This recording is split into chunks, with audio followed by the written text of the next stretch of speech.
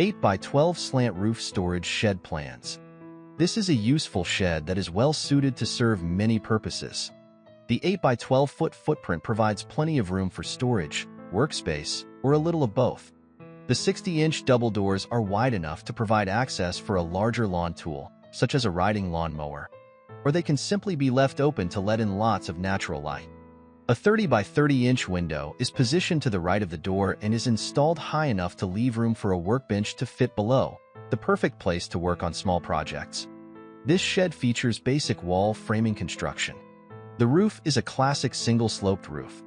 The siding material that we used on this shed is a shiplap 4 by 8 panel called LP Smart Side.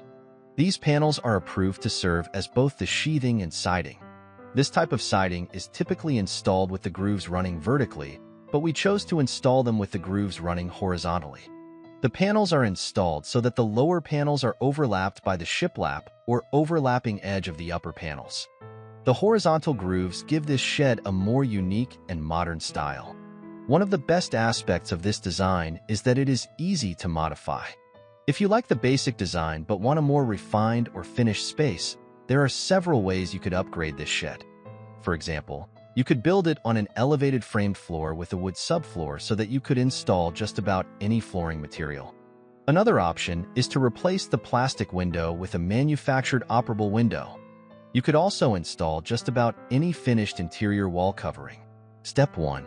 Prepare the foundation base by digging a hole matching the shed dimensions and fill using a 4-inch layer of compacted gravel. Construct a 2 by 4 floor frame using the floor framing illustration. Install the frame on gravel and check for level and square, using more gravel under the frame if appropriate. Step 2. Attach the sheathing using deck screws, alternating the seams. Try and leave a gap not more than 1¼ inch between sheets and make sure seams fall above the floor framing members. Step 3. Build the rear wall using the rear wall framing drawing. Raise the framed wall into position using a helper. The edges of the sole plate should be flush with the floor sheathing. Level and plumb the frame, and then tack into position using temporary 2 by 4 braces. Step 4. Frame both sidewalls by following the sidewall framing illustration. Lay out the stud locations on the bottom plate. Cut the studs to length, cutting the top at a 14-degree angle. Then, nail the bottom and top plates to the studs with 16D common nails. Keep the studs perpendicular to the bottom plate and maintain the stud spacing for the full length of each stud. Step 5.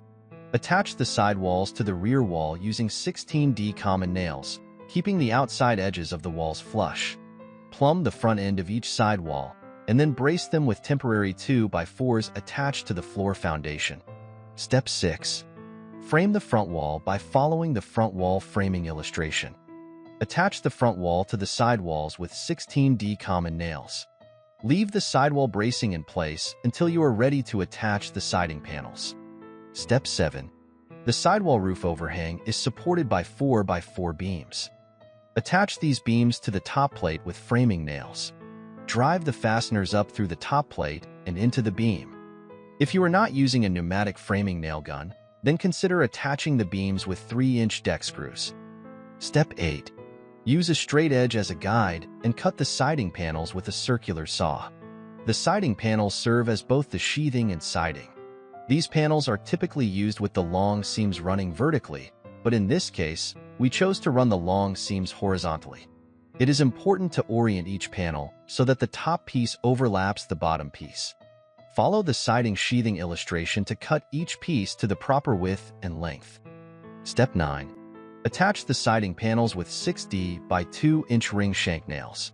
Space nails every 6 inches around the perimeter and every 12 inches along studs in the field. Carefully align the shiplap evenly with each panel. The vertical edges do not overlap. If you are concerned about water penetration in the vertical seam, then install a piece of double channel. We chose to leave a gap between the pieces and fill that gap with exterior paintable caulk. Though not an acceptable system for a house, it should be sufficient for this shed. Step 10.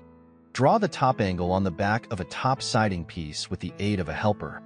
Use this same scribing method to mark the irregular pieces that fit around the door and window. Cut along the lines with a circular saw or jigsaw. Paint the shed after all the siding pieces are attached. Step 11. Use a carpenter's square and refer to the rafter layout illustrations to lay out the rafter notches. There are two different rafter layouts, one for the end rafters and one for the inside rafters. Use a jigsaw to cut out the rafter notches. Step 12. Install blocking pieces on top of the beams between each rafter. Step 13. Use a table saw to rip the front fascia board to a width of 8¼ inches. The roof sheathing rests on top of the rear fascia board and butts into the front fascia board. The rear fascia board is a full-width 1x10, but the front fascia is thinner and must be ripped down from a piece of 1x10. Step 14. Stain everything at once. Stain the fascia boards, rafters, rafter blocking, and all of the stock that you will use for the window screen frames and trim boards. Stain all sides of each piece. Step 15. Attach the rafters by referring to the rafter framing illustration to place and tack each rafter in place by toe-nailing it with 16D common nails. Then secure each rafter with galvanized rafter ties. Attach the rafter ties with galvanized joist hanger nails. Step 16. Install the rafter blocking between the rafters. Attach one end of the blocking by driving 10D common nails through the adjacent rafter and into the end of the blocking. Then, toe-nail the other end of the blocking to the next rafter. Step 17. Make 1x2 frames to fit the 3 openings left between the rafters on the front wall. Then, use a staple gun to attach the window screen to the back edges of the frames. Trim the excess screen and install the screen frames between the rafters with 2-inch deck screws. Drill pilot holes through the frame for each screw to prevent splitting the wood. Step 18. Attach the front and rear fascia boards to the rafter ends with 8D galvanized casing nails. Then, cut the roof sheathing to size using the roof sheathing layout illustration. Stain the underside of the roof sheathing panels if you haven't already. Once the stain is dry, attach the roof sheathing to the rafters with 8D box nails or 2-inch deck screws. Leave a 1/8 inch space between each sheet. Step 19. Attach the roofing materials. First, attach the drip edge along the back edge of the roof. Then, attach overlapping layers of building paper to the sheathing with staples. Next, attach the drip edge along the side edges and front edge of the roof. Then, shingle the roof. Use 7/8 inch roofing nails so that the nails do not break through the inside face of the sheathing. Step 20. Use a circular saw or table saw to cut the plastic for the windows. The best way to cut plastic with a circular saw is to place the sheet of plastic on a large piece of plywood. The plywood supports the plastic and helps prevent it from vibrating during the cut. You will cut into the plywood as you are cutting the plastic. Install a triple-chip tooth blade or plywood blade in your saw and set the blade to a 1-inch cutting depth. Apply a piece of masking tape over the general cutting line, then mark the actual cutting line on the tape. Clamp a straight piece of wood on the plastic to act as a guide. Step 21. The windows are held in place between 2 frames. Cut the 1x2 frame pieces to length following window frame illustrations. Attach the outside window frame flush with the outside face of the siding with 2-inch deck screws. Drill pilot holes through the frame for each screw. Deck screws are used to attach the window frames so that they can easily be removed if the window is ever damaged. Step 22. Apply a bead of clear exterior caulk along the inside edge of the outside window frame. Set the window in place. Then, install the inside window frame pieces.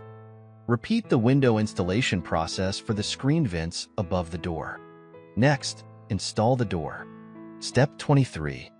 Install the door. For security and ease of access, an outswinging double door made of steel is used in this shed. Step 24. Attach the window trim pieces. Measure and cut each piece so that it is flush with the inside edge of the window frames. Attach the trim pieces with 8D galvanized casing nails or pneumatic finish nails. Step 25.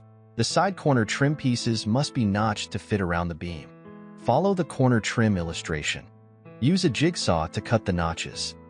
Then, attach the corner trim pieces with 8D galvanized casing nails.